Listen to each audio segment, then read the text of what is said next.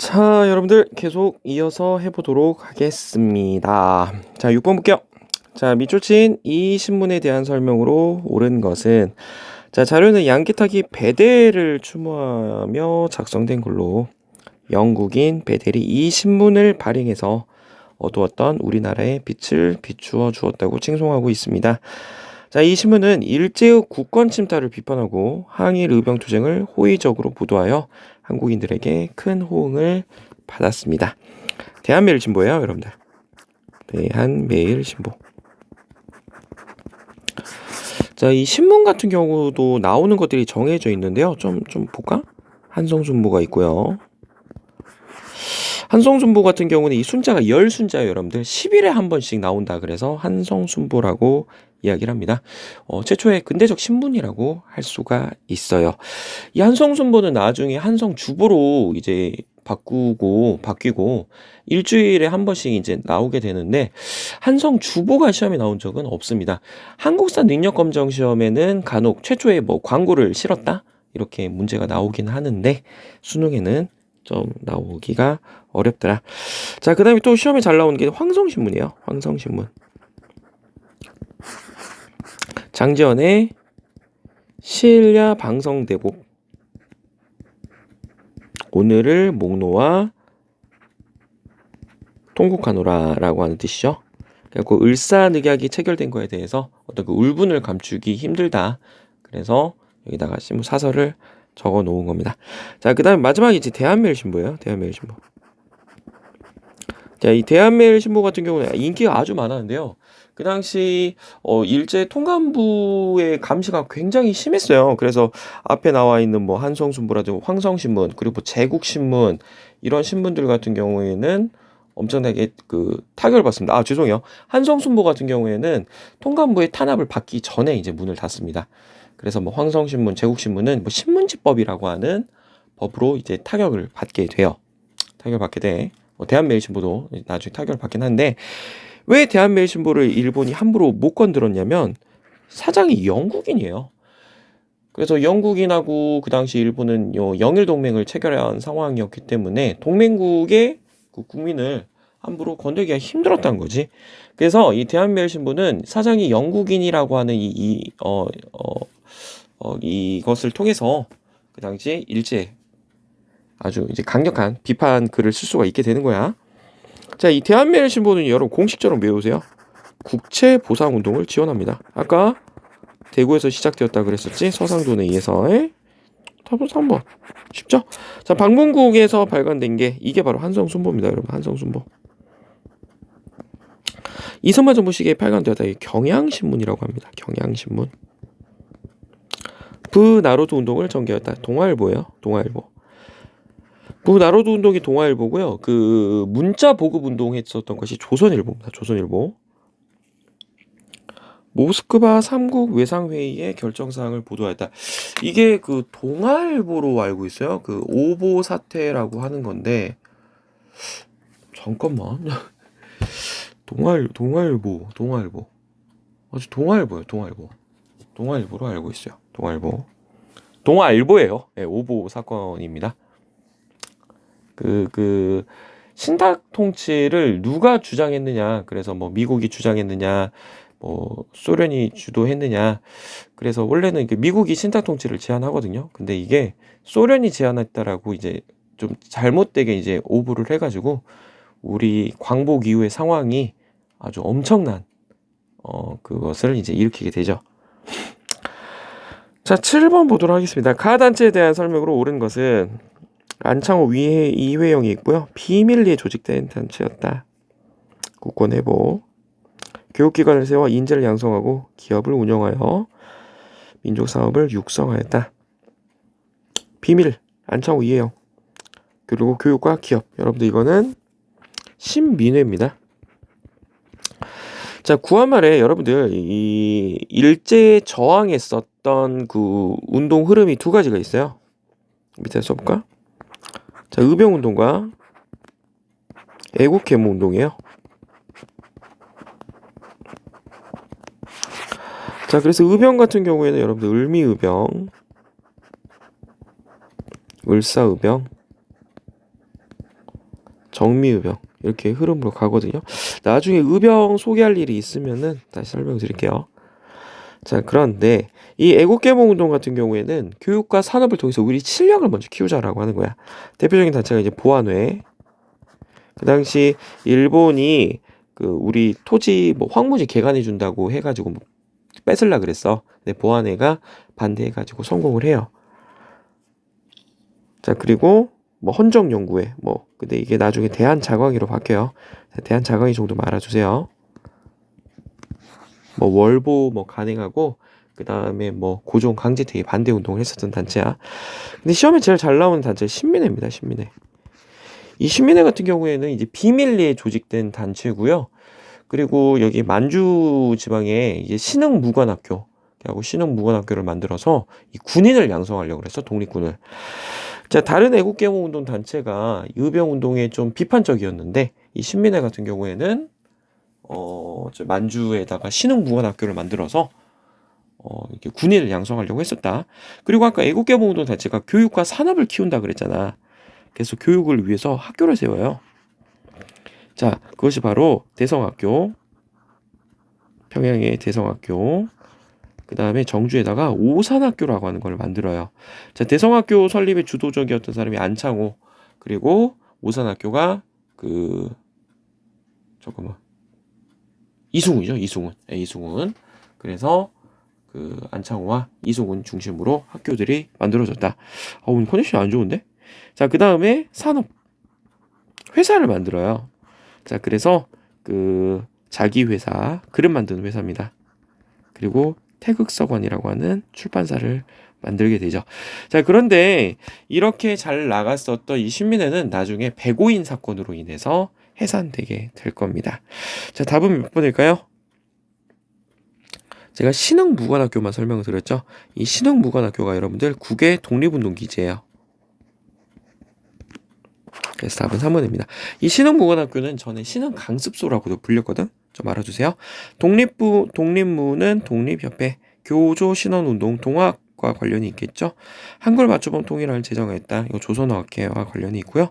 광주 학생 항일운동의 조사단을 파견하였다. 신간회입니다.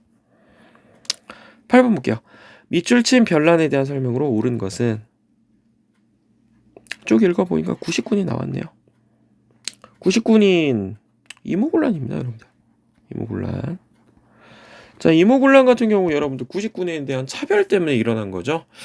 이모곤란 같은 경우에는 주로 그 결과를 물어보는 문제가 많이 나와요. 그래서 청나라 그리고 일본 이렇게 두 개의 나라와 각각 조약을 체결하거든. 자, 일본과는 제무포 조약을 체결해요. 그리고 청나라하고는 조청, 상민, 수륙, 무역, 장정이란 걸 체결하게 됩니다. 자, 일단 이 이모곤란 같은 경우에는 여러분들 그 조선 정부가 1880년대 근대화 정책을 추진한다 그래가지고 통리기무화문이라고 하는 단체를 만들어요.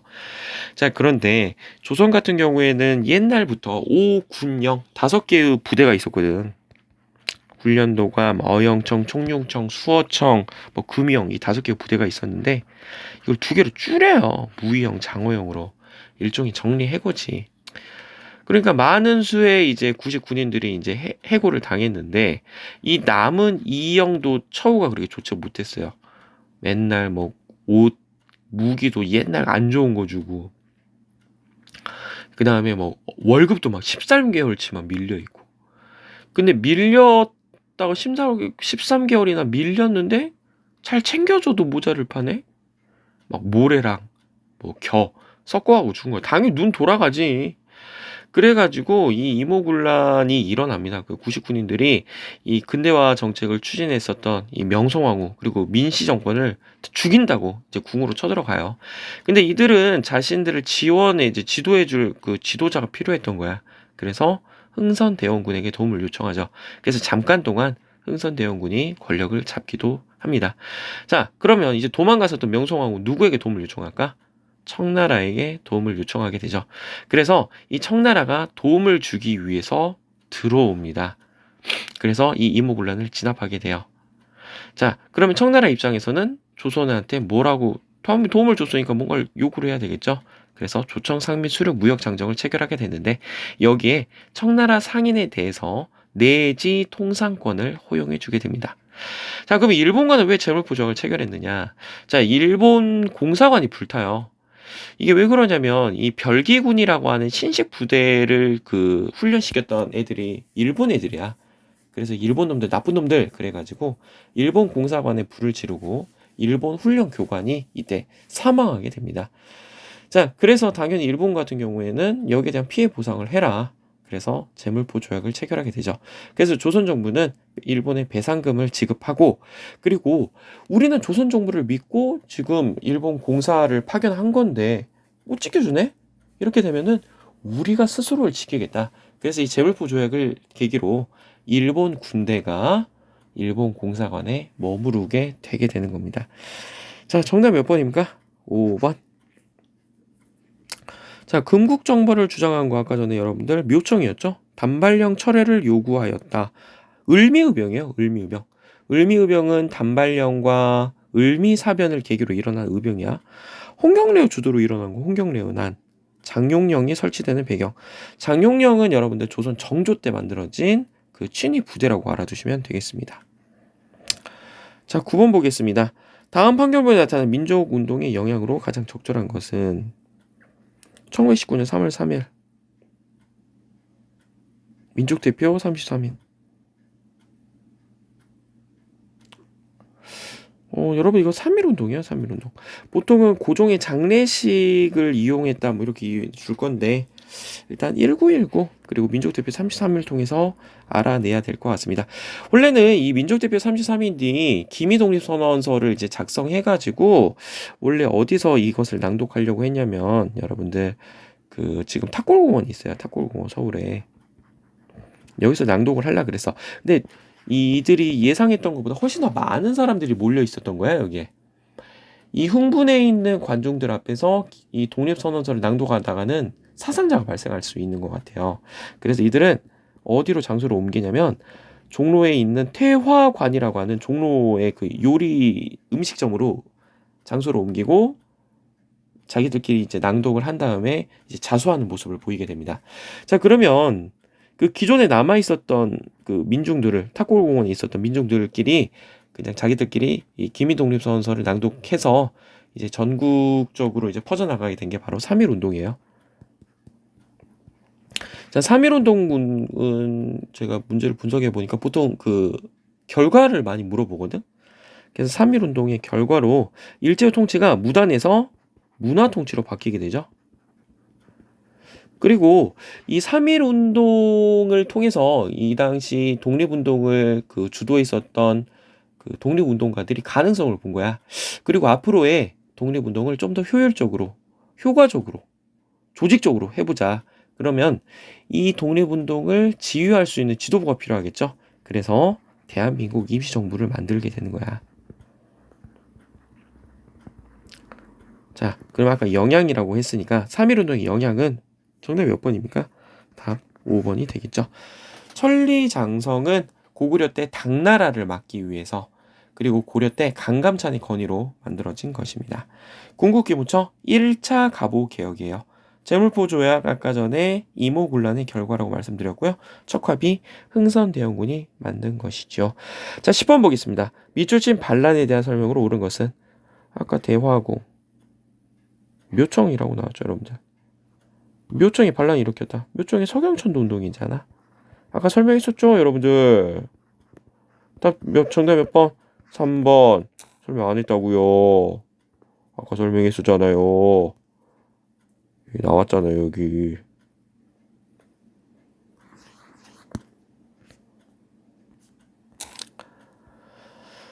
자, 현량과 실시를 주장하였다. 이거는 여러분들 조선 중종 때 조광조라고 하는 사람이 따로 과거 시험 없이 그 살림 세력을 중앙에 등용하기 위해서 실시한 제도입니다.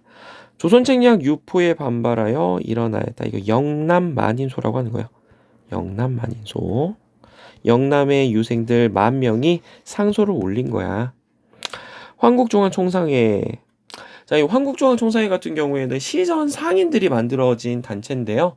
그 당시에 일본과 청나라 상인이 내지 통상권, 내지에서 장사를 하니까 국내 상인들 피해가 컸던 거야. 그래서 우리의 상권을 보호하자라고 하는 그런 취지에서 만들어진 단체예요.